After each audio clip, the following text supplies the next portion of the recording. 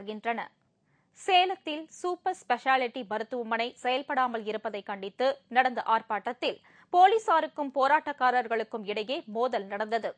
சேலத்தில் கடந்த திமுக ஆட்சியில் கட்டப்பட்ட சூப்பர் ஸ்பெஷாலிட்டி மருத்துவமனை கடந்த 1 வருடமாக திறக்கப்படாமல் காட்சி பொருளாகவே உள்ளது. இதனால் சேலம், நாமக்கல், தருமபுரி மாவட்டங்களில் உள்ள பொதுமக்கள் உயர்தர சிகிச்சை எடுத்துக் கொள்ள முடியாமல் அவதிப்பட்டு வந்தனர். மத்திய, மாநில அரசுகள் இந்த மருத்துவமனை தொடர்பாக மௌனமாக இருப்பதை கண்டித்தும் மருத்துவமனையை திறந்து உடனடி செயல்பாட்டிற்கு கொண்டு வருவதை வலியுறுத்தியும் சேலம் ஜனநாயக வாலிபர் சங்கத்தினர் ஊர்வலமாக சென்று ஆர்ப்பாட்டம் நடத்தினர்.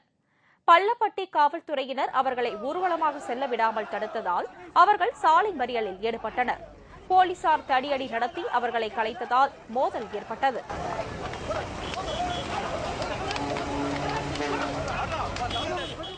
இதனால் அப்பகுதியில் போக்குவரத்திற்கு பாதிப்பு ஏற்பட்டு பரபரப்பு நிலவியது.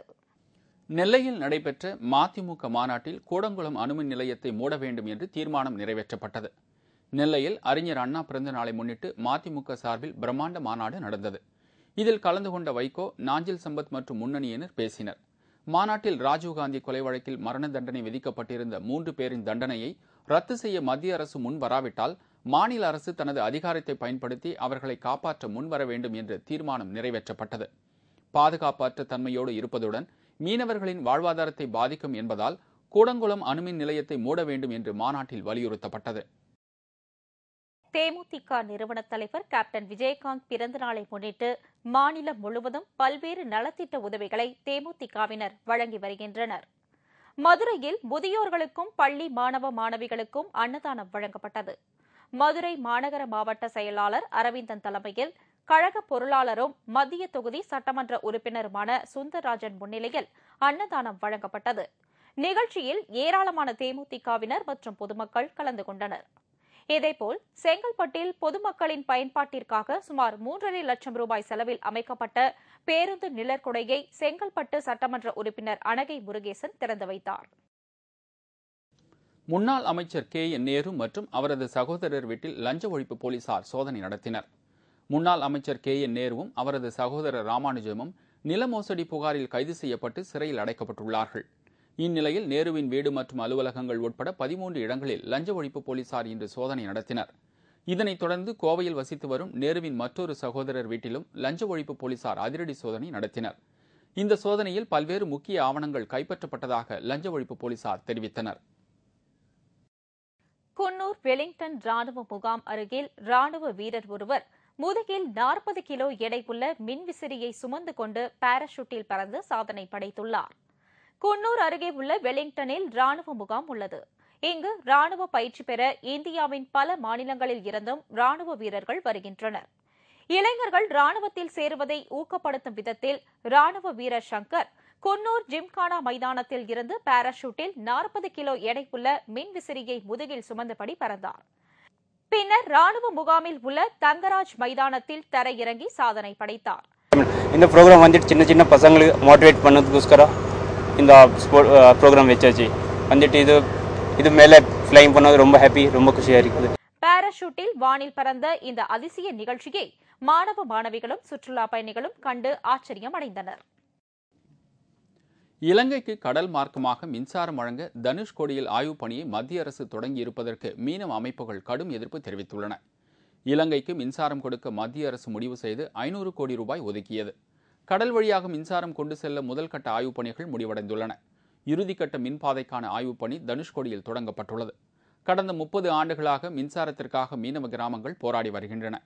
இந்நிலையில் இலங்கைக்கு மின்சாரம் வழங்க மக்களின் வரிப்பணத்தை செலவு செய்வதை எதிர்த்து மீனவ அமைப்புகள் பலத்த எதிர்ப்புகளை தெரிவித்துள்ளன. சென்னை அரசு குழந்தைகள் நல மருத்துவமனையில் தமிழ்நாடு அரசு மருத்துவ ஊழியர் சங்க பதவியேற்பு விழா நடைபெற்றது. தமிழ்நாடு அரசு மருத்துவத்துறை அனைத்து ஊழியர்கள் மற்றும் சுகாதார பணியாளர்கள் சங்கம் சார்பில் அரசு குழந்தைகள் நல மருத்துவமனையில் மாநில செயலாளர் பன்னீர்செல்வம் தலைமையில் கிளை நிர்வாகிகளின் அறிமுக கூட்டமும் மற்றும் பதவியேற்பு விழாவும் நடைபெற்றது. இந்த விழாவில் மாநில மற்றும் மாவட்ட கிளை சங்க நிர்வாகிகள் கலந்து கொண்டு தங்கள் கோரிக்கையை வலியுறுத்தினர். உளுந்தூர்பேட்டை பகுதியில் 500 ஏக்கரில் பயிரிடப்பட்டிருந்த கம்பு பயிர்கள் மழையினால் சேதமடைந்ததால் விவசாயிகள் பெரும் கவலையில் உள்ளனர். உளுந்தூர்பேட்டை பகுதியில் 500 ஏக்கர் நிலத்தில் விவசாயிகள் கம்பு பயிரிட்டுள்ளனர். கம்பு பயிர்கள் அறுவடைக்கு தயாராக இருந்த நிலையில் தொடர்ந்து பெய்த கனமழையால் அவை சேதமடைந்தன. இதனால் விவசாயிகள் பெரும் கவலை அடைந்தனர். கம்புக்கான விலையை அரசு உயர்த்தி தர வேண்டும் என்று விவசாயிகள் வேண்டுகோள் விடுத்தனர். கமிட்டியில் கம்மியான விலையில கேட்குறாங்க. அதனால அரசு கொஞ்சம் கூட்டி கொடுத்து சாப்பாட்டுக்கு வச்சிருந்தாலும் எங்கள் கம்பு சாப்பாட்டுக்கு சரியில்லாமல் இருக்குது. அதனால கவர்மெண்ட்ல கொஞ்சம் கூட்டி கொடுத்து கம்பு விலையை ஏற்றி கொடுக்குமாறு கேட்டுக்கொள்கிறேன். காமநாயக்கன்பட்டி மாரியம்மன் கோவிலில் பூட்டை உடைத்து தங்க நகைகள் திருட்டு போய் உள்ளன. கிருஷ்ணகிரி மாவட்டம் காமநாயக்கன்பேட்டையில் புதிதாக 3 ஆண்டுகளுக்கு முன்னர் மாரியம்மன் கோவில் கட்டப்பட்டு குடமுழுக்கு நடைபெற்றது. இந்த கோவிலின் பூட்டை உடைத்து 5 பவுனுக்கும் மேல் உள்ள நகைகளும் ஒளிபெருக்கியும் மர்ம நபர்களால் திருடப்பட்டுள்ளது. சூளகிரி காவல்துறையினர் வழக்கு பதிவு செய்து விசாரணை மேற்கொண்டு வருகின்றனர். கோயிலுக்கு சாமி நகை எல்லாம் 1.5 லட்சம் ரூபாய் பொருள் எடுத்து போய் தாலியெல்லாம் எடுத்துன்னு போயிட்டுக்கிறாங்க. அதுக்கு போலீஸ் ஸ்டேஷனில் நாங்கள் கம்ப்ளைண்ட் கொடுத்துக்கிறோங்க. அவர் நடவடிக்கை எடுக்கிறோன்னு சொல்லிக்கிறாங்க. குஜராத் மாநிலம் ஜூனாகத் அரசு மருத்துவமனையில் தவறாக HIV கிருமி அடங்கிய இரத்தத்தினை குழந்தைகளுக்கு செலுத்திய விவகாரத்தில் நீதி விசாரணை வேண்டும் என்று பெற்றோர்கள் ஆர்ப்பாட்டம் நடத்தினார்கள். ஜூனாகத் அரசு மருத்துவமனையில் புதிதாக ரத்தம் செலுத்தப்பட்ட குழந்தைகள் எய்ட்ஸ் HIV கிருமிகள் தாக்குதலுக்கு உள்ளாகின. குழந்தைகளுக்கு ரத்தம் செலுத்தப்படுவதற்கு முன்னர் அதனை சோதனை செய்யாமல் மருத்துவர்கள் அலட்சியப்படுத்தியதே இதற்கு காரணம் என்று கூறப்பட்டது. எனவே இந்த சம்பவத்திற்கு உடனடியாக மாநில அரசு நீதி விசாரணைக்கு உத்தரவிட வேண்டும் என்று கோரி குழந்தைகளின் பெற்றோர்களும் காங்கிரஸ் கட்சியினரும் ஜூனாகத் நகர மேயர் சதீஷ் அதிர் ஆகியோரும் ஆர்ப்பாட்டத்தில் ஈடுபட்டனர். பாதிக்கப்பட்ட குழந்தைகளுக்காக இலவச சிகிச்சை அளிக்க வேண்டும் என்றும் ஒவ்வொரு குழந்தைக்கும் நிவாரண நிதியாக 5 லட்சம் ரூபாய் வழங்க வேண்டும் என்றும் வேண்டுகோள் விடப்பட்டது.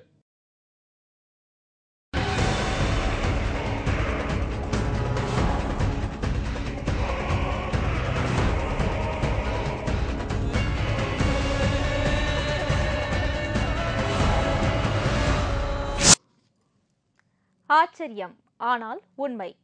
இன்று நாம் காண இருப்பது துணிச்சல் மிக்க சிறுவனின் சாகசம். இது என்ன, ரயில் முன் விழுந்து தற்கொலை செய்யும் முயற்சியா? மூச்சு அடக்கும் யோகாவா? இல்லை, துணிச்சலாக ரயில் தண்டவாளத்தின் நடுவில் படுத்து ரயில் செல்லும் வரை அமைதியாக படுத்து இருந்துவிட்டு பின்னர் எழுகிறார். சாதனை சிறுவன். இந்த விபரீத செயலை யாரும் செய்து பார்த்து விடாதீர்கள்.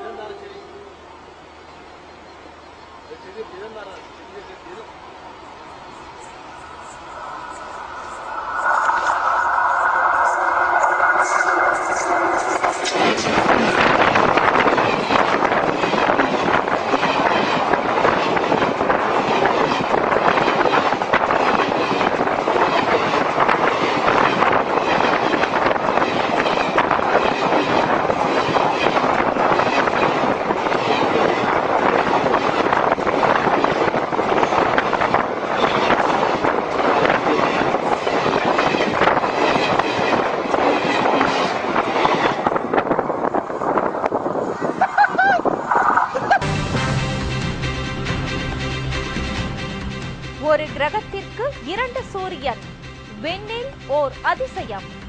விவரம் இடைவேளைக்கு பிறகு.